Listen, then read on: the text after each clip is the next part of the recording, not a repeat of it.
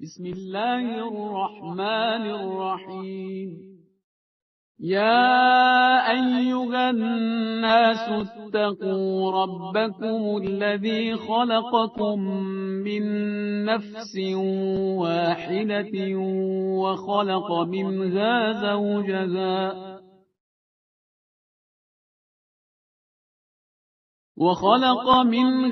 زوجها وبث منهما رجالا كثيرا ونساء واتقوا الله الذي تساءلون به والأرحام إن الله كان عليكم رقيبا وآتوا اليتامى أموالهم ولا تتبدلوا الخبيث بالطيب ولا تأكلوا أموالهم إلى أموالكم إنه كان حوبا كبيرا وَإِنْ خِفْتُمْ أَلَّا تُقْسِطُوا فِي الْيَتَامَى فَانكِحُوا مَا طَابَ لَكُم مِّنَ النِّسَاءِ مَثْنَىٰ وَثُلَاثَ وَرُبَاعَ فَإِنْ خِفْتُمْ أَلَّا تَعْدِلُوا فَوَاحِدَةً أَوْ مَا مَلَكَتْ أَيْمَانُكُمْ ذلك أدنى ألا تعولوا وآتوا النساء صدقاتهن نحلة فإن طبن لكم عن شيء منه نفسا فكلوه هنيئا مريئا ولا تؤتوا السفهاء أموالكم التي جعل الله لكم قياما وارزقوهم فيها واكسوهم وقولوا لهم قولا معروفا وابتلوا اليتامى حتى اعوذ باللہ من الشیطان الرجیم بسم اللہ الرحمن الرحیم سورہ مبارکہ نساء آیت نمبر 1 سے 5 1 سے 5 تک۔ سورہ نساء قرآن مجید کا ترتیب تلاوت کے اعتبار سے چوتھا سورہ ہے اور اس کی کل 176 آیات ہیں۔ یہ مدنی سورہ ہے، یعنی پیغمبر اکرم صلی اللہ علیہ وآلہ وسلم پر ہجرت کے بعد نازل ہونے والے سوروں میں اس کا شمار کیا جاتا ہے۔ جب کبھی بھی کسی سورے کو مدنی کہا جائے تو یہ ضروری نہیں ہوتا کہ اس کی ساری آیتیں مدنی ہوں، بعض آیتیں مکی بھی ہو سکتی ہیں، زیادہ تر آیتیں اس کی مدنی ہوتی ہیں، جیسے کہ اس سورے کا بھی یہی معاملہ بعض علماء کے نزدیک ہے کہ زیادہ تر آیتیں اس کی مدنی ہیں، یعنی ہجرت کے بعد پیغمبر اکرم پر نازل ہوئی۔ چونکہ اس سورے کے اندر خواتین سے متعلق بہت سے معاملات ڈسکس ہوئے ہیں، لہذا اس کا نام پڑا سورۃ النساء، یعنی عورتوں کا سورہ۔ اگرچہ اس سورے میں اور بھی بہت ساری باتیں ڈسکس ہوئی ہیں جو قرآن مجید کے سوروں کے نام کے حوالے سے مستقل بحث ہے، کہ اگر کوئی نام ہو تو یہ مطلب نہیں ہوتا کہ بس وہی ٹاپک اس سورے میں ڈسکس ہوا ہے اور اس کے علاوہ کوئی اور چیز ڈسکس نہیں ہوئی۔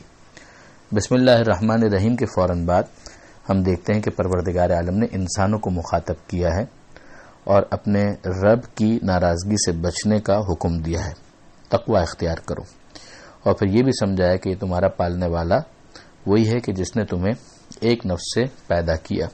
یہ جناب آدم علیہ السلام کی طرف اشارہ کیا گیا، اور پھر یہ بھی کہا گیا کہ وہ خلق منہا زوجہا، اور اسی سے اس کی زوجہ کو بھی پیدا کیا۔ اس کی ایک تو تشریح یہی ہے کہ حضرت حوا جناب آدم علیہ السلام کی زوجہ اور ہم سب کی ماں، یہ جناب حوا اور جناب آدم علیہ السلام دونوں انسان ہیں، انہی سے پیدا کیا، اس کا ایک مطلب یہی کیا گیا۔ اور دوسری بات یہ کہی گئی کہ جناب حوا حضرت آدم علیہ السلام جس مٹی سے بنایا گیا ان کا پتلا، اسی سے بچی ہوئی جو مٹی تھی اسی سے جناب حوا کو خلق کیا گیا اور ان کا بھی پتلا تیار کیا گیا۔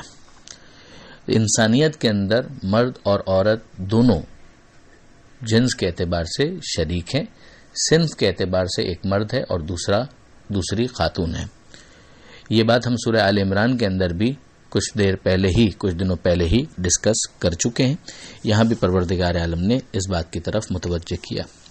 پھر یہ ارشاد فرمایا کہ وَبَثَّ مِنْهُمَا رِجَالًا كَثِيرًا وَنِسَاءً، اور پھر ان دونوں کے ذریعے سے کئی مرد اور کئی عورتیں کثرت کے ساتھ پروردگار نے گویا دنیا کے اندر پھیلا دی۔ تو وہ سلسلہ پھر آگے بڑھا۔ وہ سلسلہ کیسے آگے بڑھا، اس کی ایک توجہ یہی کی گئی کہ اس وقت شریعت کے حکم میں بھائی اور بہن کی شادی کی اجازت دی گئی اور پھر بعد میں اس کو ممنوع قرار دیا گیا۔ اور ایک یہ کہا گیا کہ آدم علیہ السلام سے پہلے بھی انسانوں کا کوئی سلسلہ تھا جن کے بچے کھچے کچھ افراد بچے ہوئے تھے، اور ان میں سے کسی سے یہ شادی ہوئی اور اس طرح سے نسل آدم علیہ السلام آگے بڑھی۔ بظاہر یہ بات عجیب سی لگتی ہے، مگر بہرحال کتابوں کے اندر یہ بھی ایک احتمال دیا گیا۔ تو بنیادی طور پر یہ دو احتمالات دیے گئے۔ پھر اس کے بعد پروردگار عالم نے یہ ارشاد فرمایا کہ اللہ کا تقوی اختیار کرو، کہ جس کا واسطہ دے کر تم ایک دوسرے سے سوال کرتے ہو۔ یہ عام طور پر ہوتا ہے کہ انسان گفتگو کے دوران خدا کی بات کرتے ہوئے یہ کہتا ہے کہ خدا کا خوف کرو، خدا سے ڈرو، خدا کا لحاظ رکھو، خدا تمہیں دیکھ رہا ہے۔ یہ جو گفتگو کا انداز ہوتا ہے، تو پروردگار عالم تمام انسانوں سے یہ کہہ رہا ہے کہ تم سب بھی اسی اللہ کا تقوی اختیار کرو، اس کی ناراضگی سے بچو کہ جس کا واسطہ تم آپس میں ایک دوسرے کو دیا کرتے ہو۔ والارحام، اور آپس میں جو رشتہ دار ہیں ان کے حوالے سے خاص طور پر خدا کی ناراضگی سے بچو کہ ایسا نہ ہو کہ رشتہ داروں کا جو حق ہے وہ تم دینے کے اندر کوتاہی کرو۔ یہ رشتہ داروں کے حقوق کی اہمیت کی طرف اشارہ ہے کہ اللہ نے اپنے ساتھ رشتہ داروں کا ذکر کیا۔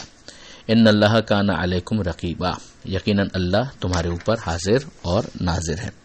اس کے بعد جو آیت ہے اس میں پروردگار نے 3 احکام بیان کیے ہیں، اور یتیموں کے حوالے سے کہ یتیموں کو ان کا مال ان کے سپرد کر دو، اور خبیث کو طیب کے ساتھ یعنی نجس کو پاک کے ساتھ مت ملاؤ، ادلا بدلی مت کرو، اور ان کا مال مت کھاؤ اپنے مال کے ساتھ، یہ یقیناً بہت بڑا گناہ ہے۔ یہ جو یتیموں کے حوالے سے اسلام کی بہت حساسیت ہے۔ اب ظاہر ہے کہ یتیم ہے تو اس کا مطلب یہ ہے کہ اس کا باپ نہیں ہے، دادا نہیں ہے، ان کا سرپرست نہیں ہے، تو بالآخر تو یہ ذمہ داری گھوم پھر کر معاشرے کے اندر ایک واجب کفائی بن جائے گی کہ سب ہی ذمہ دار ہیں اگر یہ بچے نابالغ ہوتے ہوئے ضائع ہو گئے۔ جب تک بچہ نابالغ ہے تب تک اس کو یتیم کہا جائے گا، بالغ ہونے کے بعد پھر یتیم کا عنوان اس کے اوپر نہیں آئے گا، گویا وہ ایک طرح سے پرماننٹ ہو گیا، مستقل ہو گیا۔ تو اب اگر وہ یتیم کسی کی کسٹڈی میں ہے، کسی کی سرپرستی میں ہے، گارڈین شپ میں ہے، تو اس کی ذمہ داری ہے کہ وہ اس کے مال کا کسٹوڈین ہے، اس کا نگران ہے، مگر اس کو نقصان پہنچانے کی اسے اجازت نہیں ہے، اور اگر وہ یہ کرے گا تو اس نے گناہ کبیرہ کا، بہت بڑے گناہ کا ارتکاب کیا۔ یہ آیت ہلانے کے لیے اور ڈرانے کے لیے بہت کافی ہے۔ پھر اس کے بعد ارشاد ہوتا ہے کہ وَإِنْ خِفْتُمْ أَنْ لَا تُقْسِطُوا فِي الْيَتَامَىٰ، کہ اگر تمہیں خوف ہے اس بارے میں کہ تم یتیموں کے ساتھ انصاف نہیں کر سکو گے تو تم نکاح کر لو۔ اس سے بعد افراد نے یہ نتیجہ نکالا کہ پھر ان یتیم بچیوں سے نکاح کرنے کی بات ہو رہی ہے، مگر جیسے کہ میں نے عرض کیا کہ اگر وہ نابالغ ہے تو اسے یتیم کہا جائے گا، تو اس صورت میں تو نکاح کا عملی طور پر کوئی فائدہ ہو ہی نہیں سکتا۔ یہاں پر علامہ سید علی نقی صاحب نے جس قول کو ترجیح دی ہے اور جو بہت سمجھ میں آنے والا ہے وہ یہ کہ پھر ان کی بیوہ مائیں جو ہیں ان کے ساتھ نکاح کر لو۔ اب اس میں یتیم لڑکے بھی ہو گئے، یتیم لڑکیاں بھی ہو گئیں، وہ دونوں نابالغ ہیں، ان کی بیوہ جو مائیں ہیں تم ان سے نکاح کر لو، یعنی ایک طرح سے ایک رسپانسبلٹی لے لو۔ ما طاب لکم، جو تمہیں پسند ہو، من النساء مثنی و ثلاث و رباع، 2 2 3 3 4 4، یعنی اس کے ضمن میں اب یہ قانون تعدد ازدواج کہ بیویوں کی تعداد میکسیمم کتنی ہو سکتی ہے وہ بھی سمجھایا جا رہا ہے کہ 2 ہوں، 3 ہوں یا 4۔ فَإِنْ خِفْتُمْ أَنْ لَا تَعْدِلُوا فَوَاحِدَةٌ، اور اگر تمہیں خوف ہو کہ تم عدل نہیں کر سکو گے تو پھر ایک پر قناعت کرو۔ او ما ملکت ایمانکم، یا ان کنیزوں پر کہ جو تمہارے پاس ہیں۔ ذالک ادنی الا تعولوا، یہ اس لیے کہ تم کج روی کا یا راستے سے ہٹنے کا مظاہرہ نہ کرو۔ اور اپنے آپ کو ایک ڈسپلن کے اندر رکھو. اب یہاں پر اس آیت میں بنیادی طور پر تو یتیموں کا ذکر ہو رہا تھا، مگر اس کے ذیل میں پروردگار عالم نے نکاح کا بھی یہ حکم بیان کر دیا. ایک تو اس کی مصلحت یہی ہے کہ اس طرح سے وہ یتیم بچے اور بچیاں جو ہیں وہ پل جائیں گی اور ان کا صحیح خیال رکھا جا سکے گا. اور دوسری بات یہ ہے کہ اس طریقے سے تعدد ازواج کے ذریعے سے ان بیواؤں کو بھی اکوموڈیٹ کیا جا سکے گا، ورنہ وہ اب بے شوہر کی رہ جائیں گی اور ان کا کوئی شوہر نہیں ہوگا اور اس کے امکانات بہت کم ہوں گے کہ وہ باقاعدہ شادی شدہ زندگی گزار سکیں. جبکہ اسلام اس بارے میں بہت حساس ہے.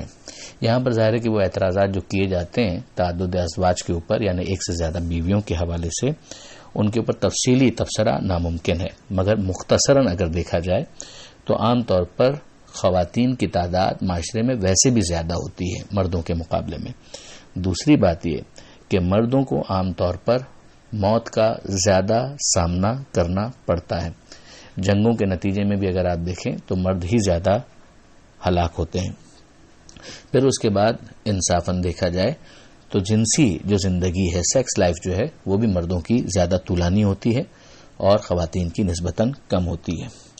اور اس کے علاوہ بھی کئی چیزیں ہیں، مثلا پریزنٹ پاپولیشن کے حوالے سے بھی جو احمد دیدات صاحب نے ایک جگہ اس بات کو بیان کیا، وہ بالکل صحیح ہے کہ زیادہ تر مردوں کی تعداد ہوتی ہے. تو اس کی وجہ سے بھی بہت ساری خواتین جو ہیں وہ بغیر شوہر کے رہ جاتی ہیں. تو اب یہ پاپولیشن جو ڈسٹرب ہو رہی ہے یا اس کے اندر جو بیلنس کا مسئلہ آتا ہے، اس کے لیے اسلام یہ سولوشن پیش کرتا ہے کہ مرد ایک سے زیادہ شادیاں کر سکتے ہیں، پرووائڈڈ ود کہ وہ عدل کا مظاہرہ کریں. اگر وہ نہ کر سکیں تو پھر فواحدہ، تو پھر ایک کے اوپر وہ قناعت کریں. یہ بھی غور طلب بات ہے کہ یہاں پر قلبی میلان کی بات نہیں ہو رہی ہے. دل میں جو محبت ہے وہ کسی ایک سے زیادہ کسی سے کم ہو سکتی ہے، مگر کچھ خاص شرائط ہیں جو فقہ کی کتابوں کے اندر ڈسکس ہوئی ہیں، وہاں پر ان کو دیکھا جا سکتا ہے کہ جن کو شریعت نے مینڈیٹری قرار دیا ہے.